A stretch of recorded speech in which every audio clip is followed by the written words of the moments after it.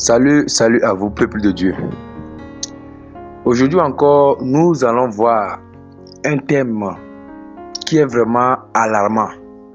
À cause de ça, vous allez voir alerte ou attention à notre conduite, peuple de Dieu. Vous allez voir que ce thème est là, dans l'urgence, pour que nous, le peuple de Dieu, qu'on se réveille. Vous allez voir que dans ces derniers temps, il y a beaucoup de choses qui se passent. Cela ne devait pas être là, parmi nous, les enfants de Dieu. C'est vrai que dans le corps de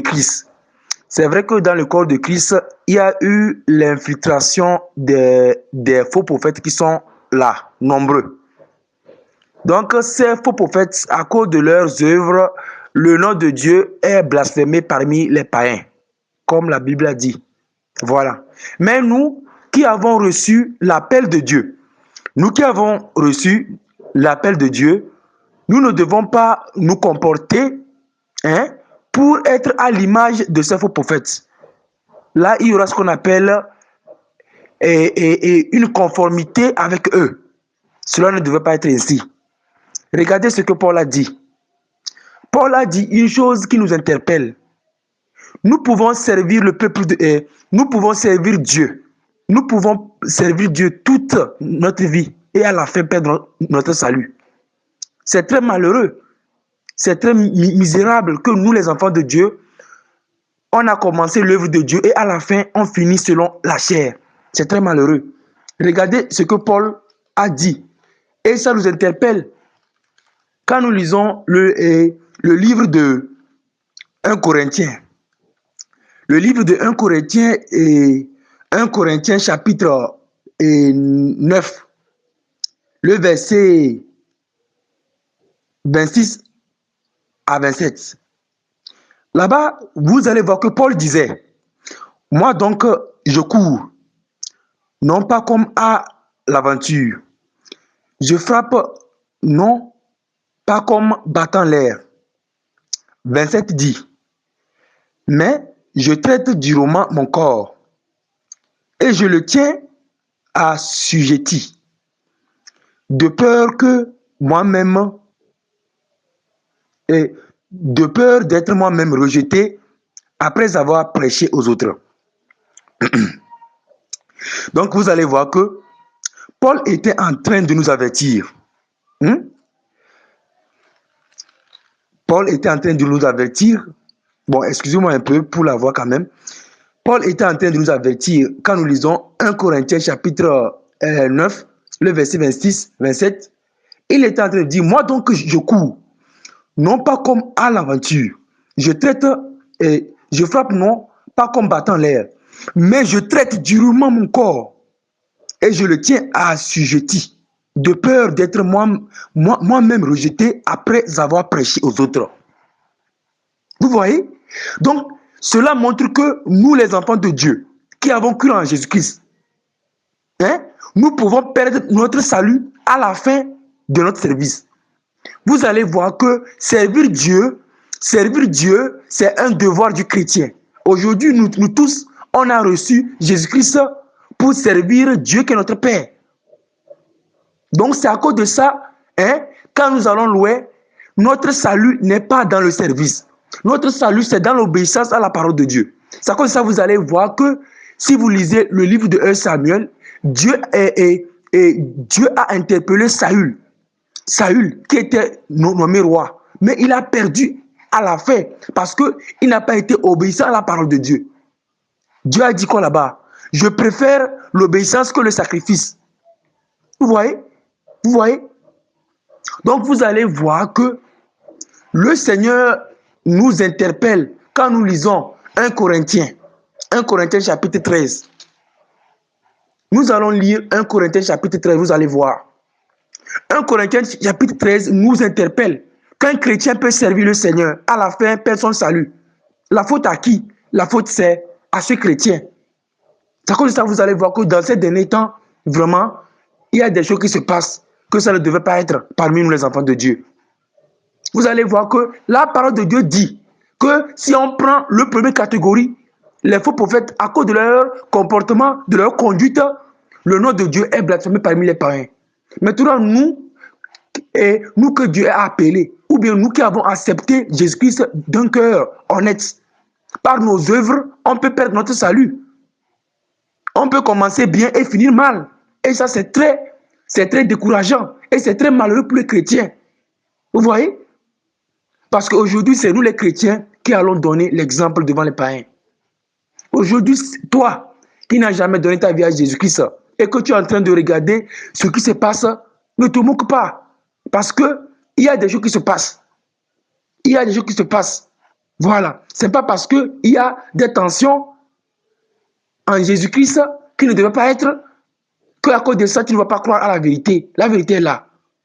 C'est à cause de ça, l'enseignement est là pour pouvoir interpeller les frères et les sœurs que nous devons revenir à la parole de Dieu. Regardez ce que la Bible nous dit.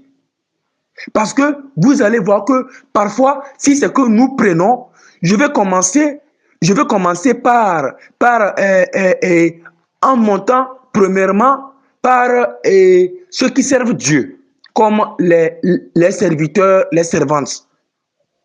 Vous allez voir que la parole de Dieu interpelle aux serviteurs et aux servantes de Dieu.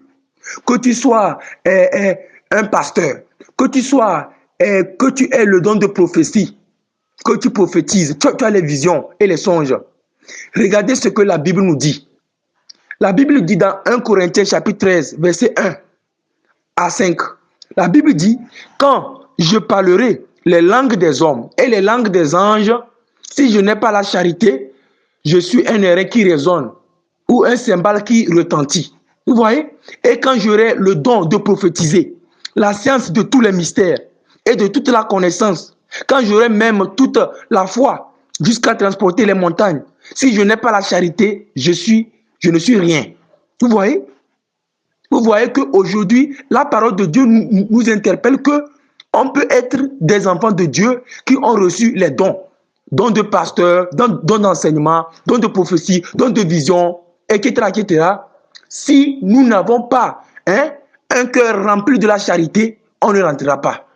Vous allez voir que Dieu, dans sa miséricorde, Dieu fait grâce. Lorsque une personne donne sa vie à Jésus, cette personne reçoit les dons. D'autres, les dons se manifestent avec le temps. D'autres, lorsqu'ils reçoivent Jésus-Christ, les dons se manifestent sur champ. Maintenant, nous ne devons pas nous appuyer sur ces dons pour maintenant faire des choses qui ne vaut pas la peine. Vous voyez? Et vous allez voir que la Bible dit même, et quand je distribuerai tous mes biens pour la nourriture des pauvres, quand je livrerai même mon corps pour être brûlé, si je n'ai pas la charité, cela ne me sert à rien. Vous voyez?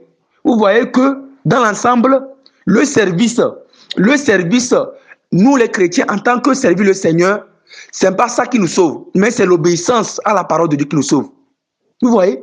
Aujourd'hui, quelqu'un peut servir le Seigneur en tant que pasteur, en tant que prophète, prophétesse, ou bien quoi, et à la fin, personne ne salue, à cause de ses œuvres, à cause de sa conduite.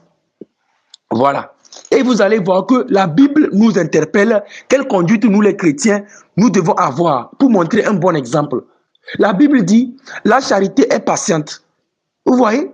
Et vous allez voir que dans ces derniers temps, la patience, vraiment, mes frères, mes sœurs, revenez-nous. Nous avons manqué de la patience. Vous voyez?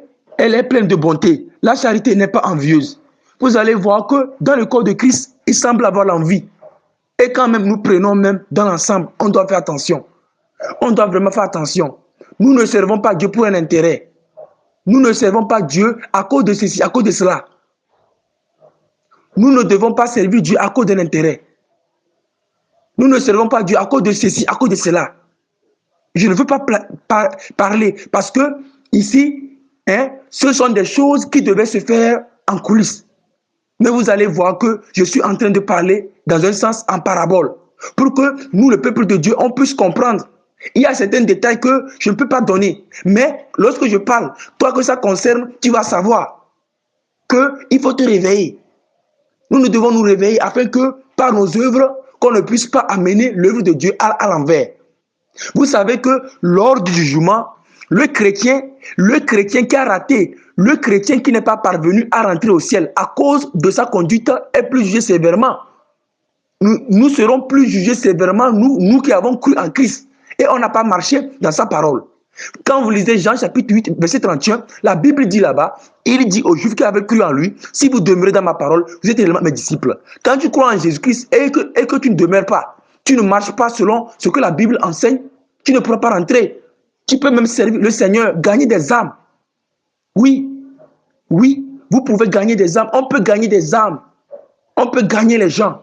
Faire le bien, faire, c'est-à-dire que le monde aux pauvres, aider les gens à connaître Christ. Si nous-mêmes, on ne pratique pas ce qui est écrit, on ne pourra pas rentrer. Vous voyez? À cause de ça, la Bible nous interpelle sur la charité. La Bible dit, la charité ne se vante point. Elle ne s'enfle point d'orgueil. Vous allez voir que nous, entre les enfants de Dieu, on ne doit pas s'enfler d'orgueil. On ne doit pas être envieux. On doit faire attention. Elle ne fait rien de malhonnête. Vous voyez? Hein? Elle ne recherche point son intérêt. Vous voyez? Vous voyez? Nous allons lire encore un passage. Le livre de Jacques. Le livre de Jacques chapitre 3. Le verset 13 à 18. Qui nous interpelle encore, nous les chrétiens. Ok. Quand nous lisons Jacques chapitre 3, le verset 13 à 18. Écoutez bien, mes frères et mes sœurs. La Bible dit là-bas, Jacques chapitre 3, le verset 13 à 18. Lequel d'entre vous est sage et intelligent, qu'il montre ses œuvres par une bonne conduite, avec la douceur de la sagesse. Vous voyez, non? Donc la Bible dit que lequel d'entre vous est sage et intelligent, qu'il montre ses œuvres par une bonne conduite avec la douceur de la sagesse. Vous allez voir qu'aujourd'hui, ce qui sauve nous les chrétiens, nous devons marcher dans l'amour et dans la sagesse, savoir bien se conduire. Vous voyez? Vous voyez?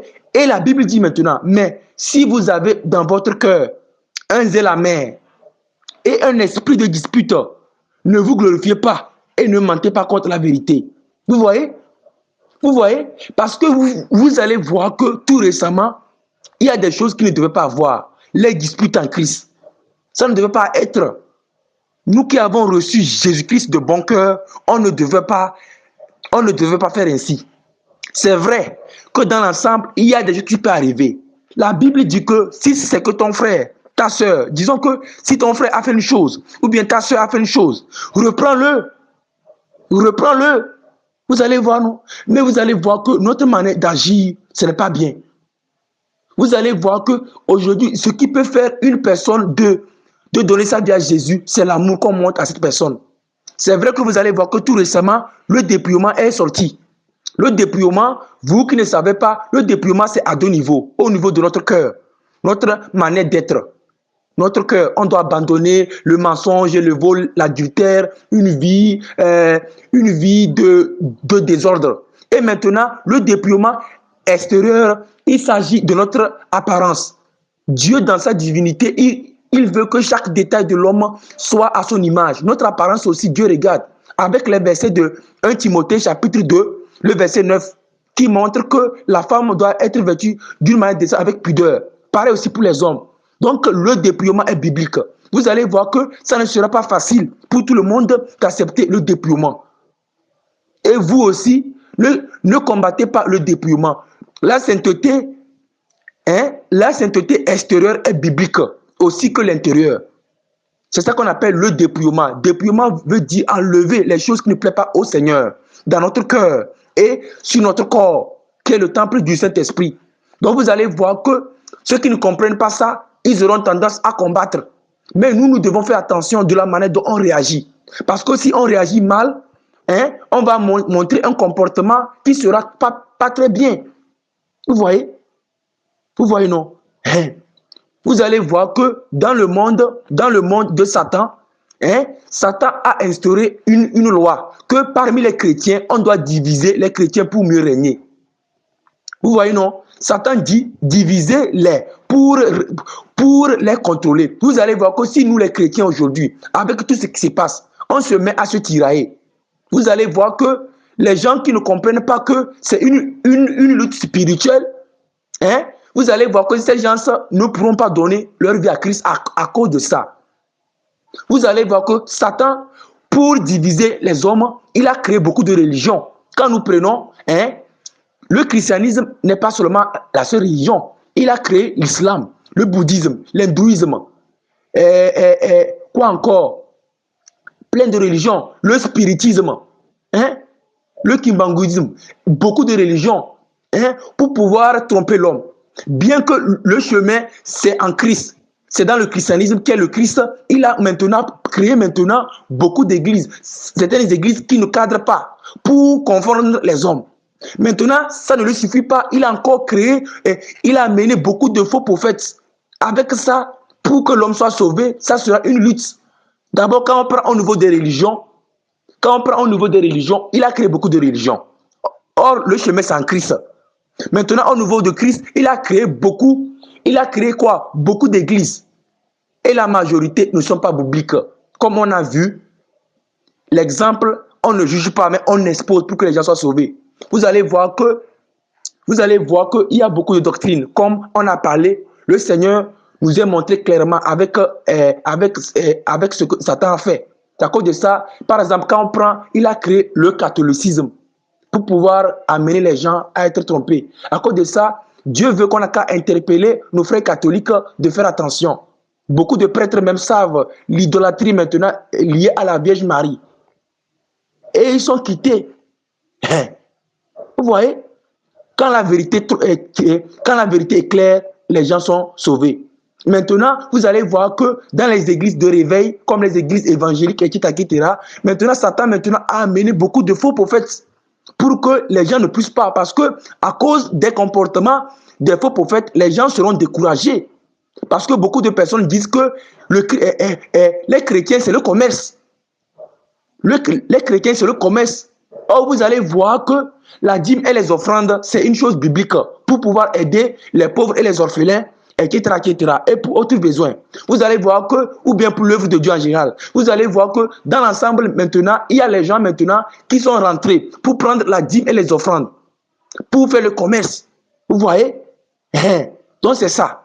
Donc, sinon, la dîme et les offrandes, c'est d'actualité. Mais les gens sont rentrés maintenant pour faire le commerce. Mais à cause de maintenant, les païens n'arrivent pas à croire l'évangile. Ils disent que les chrétiens, ils disent que c'est le commerce. Vous voyez, non? Maintenant, si nous, maintenant, qui sommes censés apporter la lumière au monde pour les aider à comprendre que, attention, dans le corps de Christ, la Bible a parlé des faux prophètes qui sont là. Nous-mêmes qui sommes censés à régler ces cas, on est là maintenant, on se chamaille entre nous. Ça n'avance pas l'œuvre de Dieu. Vous voyez, non? Ça n'avance pas l'œuvre de Dieu. Vous allez voir qu'aujourd'hui, nous les serviteurs, nous les servantes, on doit être sages dans la manière dont on sert le Seigneur. Surtout ceux qui ont des visions et les songes. Faites attention. Tu peux avoir une vision qui peut être la vision d'un démon qui te trompe que ton frère c'est un sorcier, mais ce n'est pas un sorcier. C'est vrai que Dieu donne les visions, que tel homme de Dieu, Dieu l'a averti jusqu'à ce qu'il ne veut pas comprendre. Mais Dieu maintenant, pour sauver son peuple, Dieu a exposé l'homme de Dieu qu'il a... Parce que Dieu, avant de faire ces choses, Dieu fait tout avec sagesse. Dieu fait tout avec sagesse. Quand Dieu veut interpeller une personne, il l'interpelle dans le coulisses. Il t'interpelle à plusieurs fois. Comme tu ne veux pas te repentir, Dieu t'expose pour ne pas que ses enfants qui cherchent la vérité soient corrompus. Voilà. Il y a ça. Maintenant, il y a certaines prophéties que c'est un démon qui peut peut-être donner une prophétie pour que le peuple de Dieu soit divisé. Donc faites attention. Faites attention. C'est vrai qu'il y a les faux prophètes. Que le Seigneur, dans sa grandeur, a donné des prophéties pour qu'on fasse attention. Pour que le peuple de Dieu fasse attention. C'est vrai que certaines prophéties, ce n'est pas le Seigneur, mais ce sont les démons pour pouvoir diviser. À cause de ça, vous qui écoutez les prophéties, faites attention. Il y a d'autres, tu peux savoir que c'est vrai. Il y a d'autres prophéties, tu peux savoir que ça c'est clair, ça c'est vrai.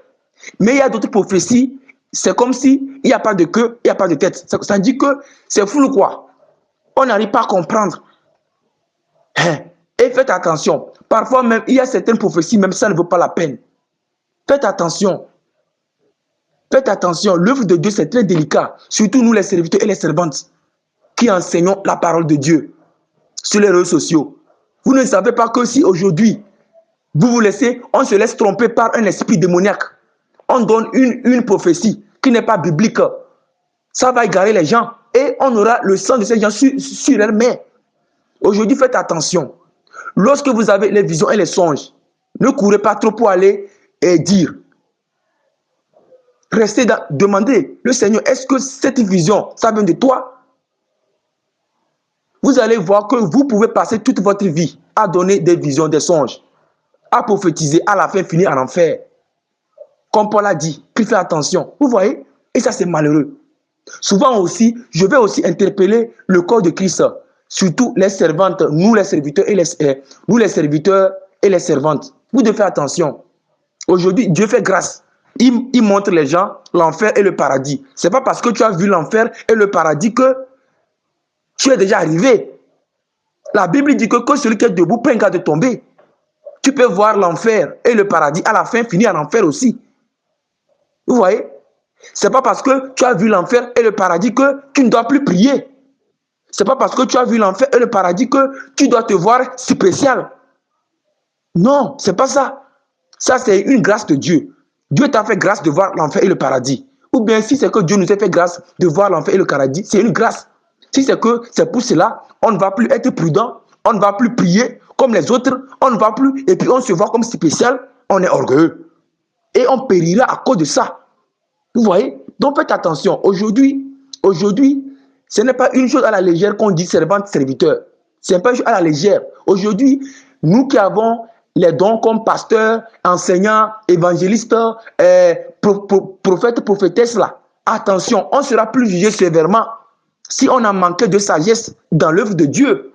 Aujourd'hui, vous pensez que si aujourd'hui, un pasteur donne un enseignement ou bien quelqu'un donne une prophétie et que cette prophétie, la personne n'a pas demandé l'accord de Dieu ou bien demandé la grâce de Dieu de bien comprendre cette prophétie et la personne donne ça rapidement et que ce n'est pas la volonté du Seigneur, cette personne sera jugée parce que tu es parti. Oh! Il y a certaines prophéties que ça vient du Seigneur, que ça peut venir du Seigneur. Et le Seigneur peut te dire que donne ça dans les médias ou bien donne ça quoi, attends d'abord, après donne ça. Maintenant, quand on a les prophéties, on ne cherche même pas à voir est-ce que c'est le Seigneur ou bien c'est un démon. On court vite pour aller donner.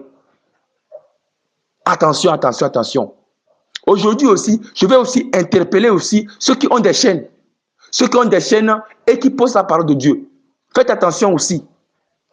Faites attention aussi à ne pas poster tout genre de vidéos. Parce qu'il y a certains postages que lorsque, par exemple, soyez ferme. C'est vrai que Dieu a fait grâce que vous avez créé une chaîne pour pouvoir passer les messages. Mais vous devez faire attention, vous ne devez pas laisser tous les messages passer.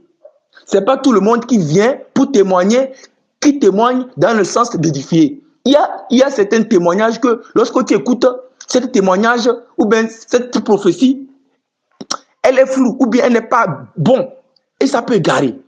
À cause de ça, vous qui avez les chaînes chrétiennes internet pour pouvoir poster les vidéos, faites attention. Vous ne devez pas poster n'importe quel genre de postage. Dans le but qu'en postant, ça peut égarer. À cause de ça, faites attention. Faites attention de discerner chaque message parce que ce n'est pas tous les messages qu'on doit poster. Vous voyez? L'œuvre de Dieu, c'est vraiment très, très, très, très, très délicat. C'est très, très, très délicat. C'est très, très, très délicat. On peut faire quelque chose pensant que on est atteint. À la fin, Dieu va nous dire, je ne vous connais pas, retirez-vous de moi, vous qui commettez l'iniquité. Cette parole, premièrement, s'adressait, quand vous lisez Matthieu, aux faux prophètes. Mais cette parole aussi s'adressera aussi à nous aussi, si nous aussi, on se comporte comme les faux prophètes ou bien les faux, ceux qui sont venus pour pouvoir troubler le corps de Christ ou bien pour décourager les gens, pour ne pas qu'ils donnent la vie à Christ. Si nous aussi, on se comporte comme eux, on sera eux aussi. Oui, oui, c'est ça. Si on se comporte comme eux, on sera dans leur groupe. Et quand Dieu va juger, il va dire, vous tous, vous êtes dans le même lot. À cause de ça, vraiment, cet enseignement est là pour interpeller le peuple de Dieu. Je vous en prie, mes frères, mes sœurs, les temps sont finis. Les temps sont finis. Arrêtons ce que nous faisons. Je vous en prie vraiment. Voilà. Je vous en prie. Et faites attention vraiment avec les visions et les songes. Faites attention avec les visions et les songes. Faites attention avec les visions et les songes. Vous pouvez, les démons sont tellement malins. Ils peuvent donner une vision sur un frère ou bien sur une sœur. C'est vrai qu'il y a les vrais héros, quoi. Il y a Dieu qui parle, mais Satan aussi peut se déguiser en ange de lumière pour te parler. Pour te dire que ton frère là c'est un sorcier. Ou bien pour te dire que lui là c'est un sorcier. Et sans discerner, tu cours vite pour aller témoigner. Ou bien pour aller dire, oh c'était Satan. En disant ça, devant Dieu, comme tu n'as pas pris le temps de faire attention, de demander encore la confirmation du Seigneur, en disant ça, tu es parti hors loi. Donc ça veut dire que tu as péché. Tu as péché contre ton frère inconsciemment. Or, quand tu pêches inconsciemment, la parole de Dieu te dira, je vous ai dit de vous comporter avec sagesse. Si Dieu nous pose cette question, parce qu'au jour du jugement, on dira que quoi? Oh Seigneur, quand j'ai posté ça, je n'ai pas su que c'est un démon. Et si le Seigneur te demande, ou bien si le Seigneur nous demande, je ne vous ai pas dit de faire attention, de vous comporter avec sagesse, avec prudence, qu'est-ce qu'on dira? Peuple de Dieu, à cause de ça, faites attention. Faites attention. Cet enseignement est là pour que nous revenions ensemble, pour que nous fassions ensemble et pour que vraiment nous revenons dans la parole de Dieu. Les temps sont finis. Les temps sont finis. On doit vraiment faire attention à être en accord et faire attention aussi pour que notre œuvre porte du fruit. Parce qu'à la fin, si on sert le Seigneur et à la fin, on perd notre salut, c'est très malheureux. Vous voyez? Et si c'est qu'on a bien servi le Seigneur, on a bien marché dans sa parole, on a bien fait, on a bien obéi à sa parole, vous allez voir que on va rentrer au ciel et le Seigneur nous fait grâce encore de nous récompenser. Le Seigneur n'est pas obligé même de nous récompenser parce que Dieu est notre Père. Mais le Seigneur, dans son amour, il a dit à celui qui vaincra, il aura un nouveau nom. À celui qui vaincra, il aura une robe blanche. À celui qui vaincra, je lui donnerai l'arbre de la vie. À celui qui vaincra, il aura l'agneau le pètera. À celui qui vaincra, etc. Mais dehors, les lâches, les impudiques, les adultères, les incrédules. Est-ce que vous voulez être parmi les impudiques?